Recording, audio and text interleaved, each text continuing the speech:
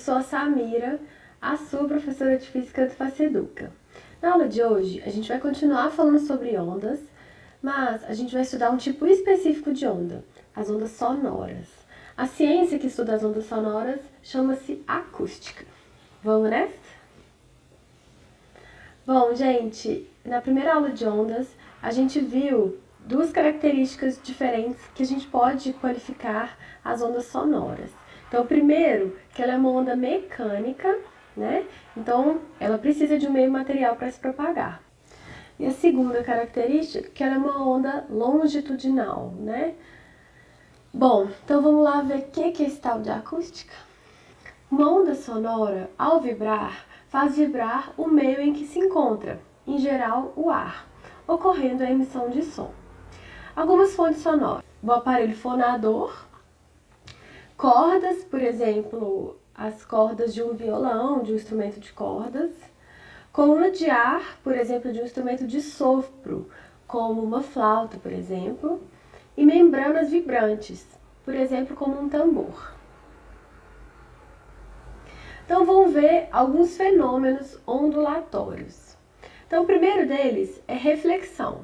Então é quando uma onda sai de onde ela está sendo produzida, bate em um aparato, uma parede, alguma coisa, e é refletida e ela volta. Então isso é uma reflexão, é bater e voltar. Gente, só que nas ondas sonoras a gente tem um fenômeno muito interessante, que é o eco. Então vocês já experimentaram o eco quando criança. Então o que é isso? É quando você fala e depois de um pouquinho você escuta a sua voz, o que você falou, né? Então o que acontece? Vamos ver. Quando a distância é maior que 17 metros entre quem está falando e uma parede ou uma grande montanha, né? Quando essa distância é maior que 17 metros, há ocorrência de eco. Para que o ouvido seja capaz de distinguir o som emitido e o som refletido deve chegar aos teus ouvidos 0,1 segundos ou mais após ter sido emitido, ou seja, o som deve demorar pelo menos 0,1 segundos desde que é emitido pelas cordas vocais, até chegar novamente aos teus ouvidos.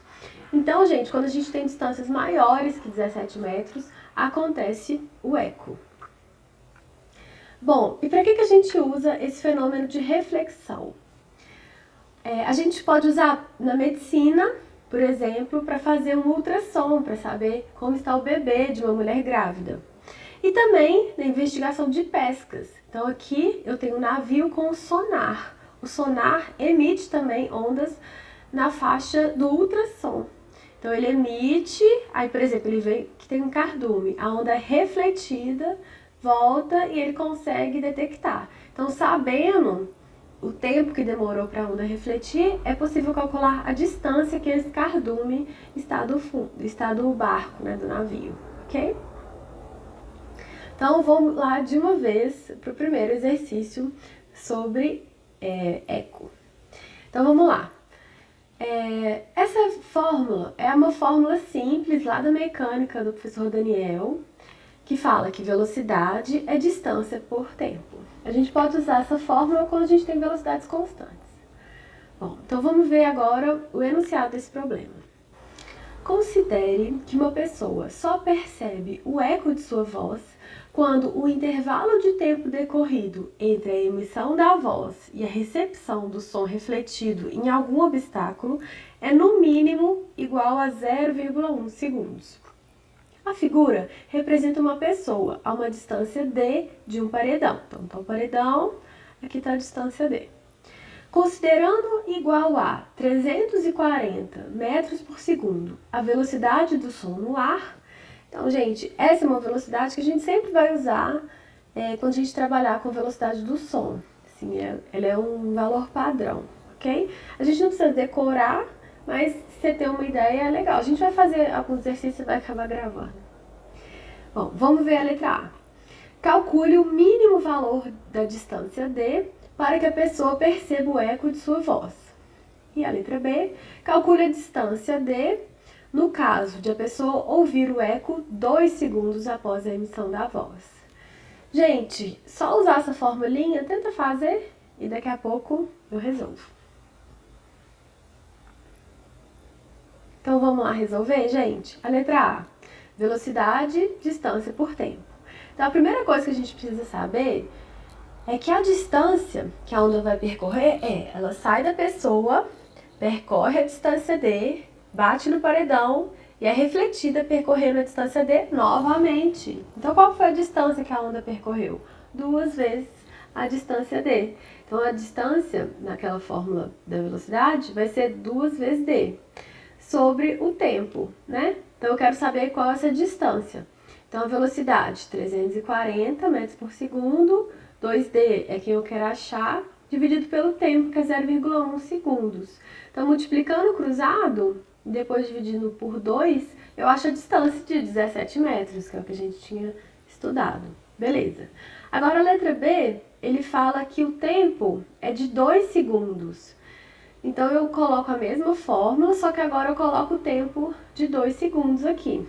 Multiplico o cruzado, depois divido por 2 e vejo qual é a distância. Então a distância é de 340 metros, quando você escuta o seu eco depois de 2 segundos.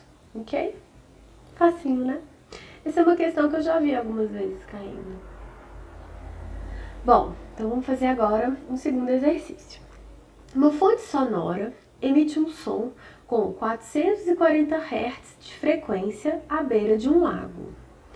Gente, 440 Hz é uma unidade de frequência. Hertz é frequência, significa a quantidade de uma coisa que se repete por segundo.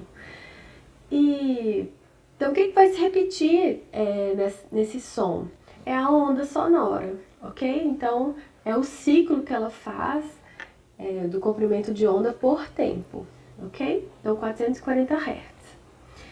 Nas condições em que o ar se encontra, o som se propaga nele a 352 metros por segundo, ok? Mudou um pouquinho. Na água, sua velocidade de propagação é de 1.496 metros por segundo aproximadamente. Calcule o comprimento de onda do som nesta fonte, tanto no ar quanto na água. Vamos fazer? Para resolver esse exercício, a gente vai usar uma fórmula que a gente viu na aula passada, que é essa fórmula aqui, que relaciona velocidade, comprimento de onda e frequência. Então, se você tem dúvida, o que é comprimento de onda, o que é frequência, o que é velocidade da onda, volta na outra aula para você ver isso direitinho. Isso é uma fórmula muito importante. Então, na letra A, a gente quer achar para o ar. Então, vamos lá. Então, a frequência é a mesma, 440 para os dois. A velocidade no ar é 352. E usando essa fórmula, a gente vê que velocidade, comprimento de onda vezes frequência. Então, a velocidade, a gente coloca o comprimento de onda, quero encontrar, vezes a frequência. Então, gente, quem está multiplicando o comprimento de onda, que é esse 440, passa para o outro lado dividindo. Então, 352 dividido por 440 vai dar 0,8 metros. Então, esse é o comprimento da minha onda, ou seja, um ciclozinho da minha onda. Então, gente, para a letra B, a gente vai considerar a mesma fórmula, a gente só vai mudar a velocidade, que vai ser agora a velocidade na água.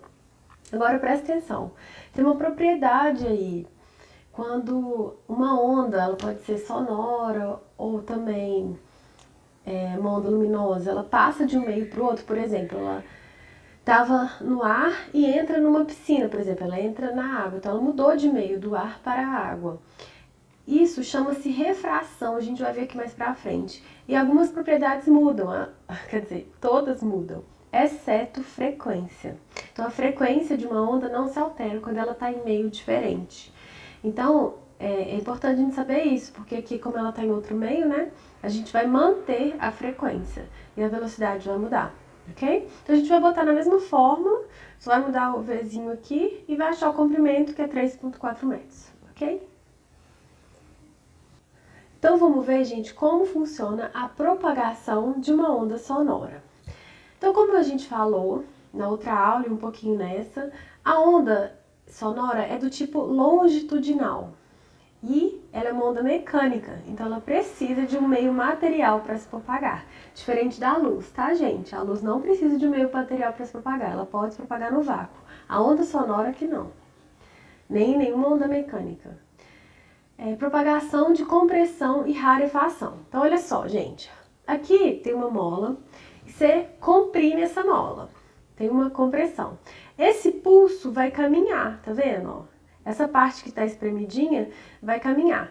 Quando ela caminha para cá, onde ela estava antes, vai dar uma distensão, que é uma parte assim mais espaçada. E aí, isso vai caminhando, caminhando, caminhando. Então, você vai fazendo, indo e voltando, essa compressão vai caminhando.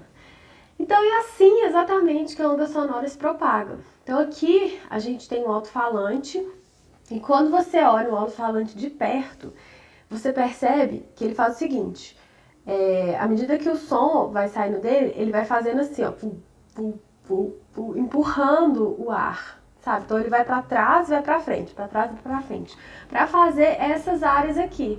Área de compressão, tá vendo? De vermelhinho, juntinho aqui, e área de rarefação, que é uma área mais vaziinha.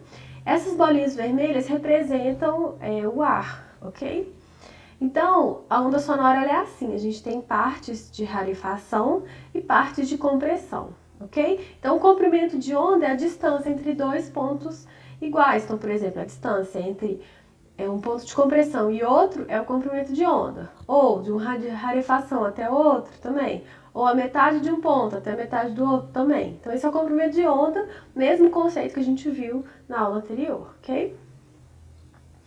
Então, vão ver essas flutuações de pressão. Então, a mesma forma acontece com a pressão, né? Então, quando eu tenho muitas moléculas de ar juntinhas, eu tenho uma pressão mais alta, né? Ou seja, elas estão muito juntinhas. Quando eu tenho uma parte de rarefação, quando elas estão separadas, eu tenho uma pequena pressão. Então, essa variação de uma pressão alta até uma variação baixa também me dá uma onda. E a parte de cima, né, como qualquer onda, é uma crista, a parte de baixo um vale, e aqui o meu ponto de equilíbrio dessa onda, ok? Então a pressão também se altera quando acontece a onda sonora. Então aqui eu tenho um detalhe maior sobre isso, né, aqui um gráfico de pressão, valor máximo, que pode ser dito também como amplitude, né? Aqui as partículas, né, quando elas estão aqui, por exemplo, mais rarefeito, assim, e aqui o comprimento de onda, como que o comprimento de onda está proporcional às moléculas, né, esse arranjo de moléculas entre rarefação e compressão, ok? Bom, gente, a gente precisa saber como funciona a nossa audição. Então aqui a gente tem um esquema de como é isso. Aqui a gente tem o ouvido externo, né, que é o que a gente consegue enxergar. Então a gente tem a orelha e o canal auditivo aqui. Aqui dentro a gente tem o ouvido médio, então aqui a gente tem o tímpano, né, que é como se fosse uma película de um tambor, por exemplo. E ligado a ele a gente tem 3 ossinhos, martelo, bigorna e estribo. E do lado de dentro a gente tem o ouvido interno, que é formado pela cóclea, que é esse enroladinho aqui. Gente, selecionei esse vídeo do YouTube, é um vídeo muito bom, que explica como funciona a audição, assim. Vou colocar o link dele nos comentários do vídeo. Então eu vou tentar dar uma narrada nele, para vocês verem como funciona isso, ok? Bom, então aqui a gente vai explicar como é a audição, né? Como funciona isso, né? Do ouvido até para virar isso um pulso elétrico. Então aqui está a orelha, o ouvido externo, e aí acontece uma propagação de som, tá? Aqui uma onda sonora. Aí ela chega e é captada pela orelha. O formato da orelha faz com que o som vá para dentro. Passa pelo canal aqui auditivo e chega no meu tímpano, que é essa membrana que fica vibrando. E aí move os 3 ossinhos que eu falei pra vocês. E aí essa vibração passa pra cá, pra cóclea. Tá vendo? Então vamos ver como é dentro dessa cóclea. Aqui dentro, olha, a gente tem um líquido, né? E a gente tem pelinhos, tá vendo? Então isso aqui é uma cóclea normal, ela tem esses pelinhos. E aí esse fluido aqui, esse líquido, ele mexe esses pelinhos e com esse movimento dos pelinhos são gerados pulsos elétricos que são recolhidos pelo nervo óptico, pelo nervo auditivo aqui. Então isso vira um pulso elétrico que o nosso cérebro entende, tá vendo? Pelos nossos neurônios e tal, e ele entende isso como som, ok? E é assim que a gente escuta e transforma isso em interpretação, ok?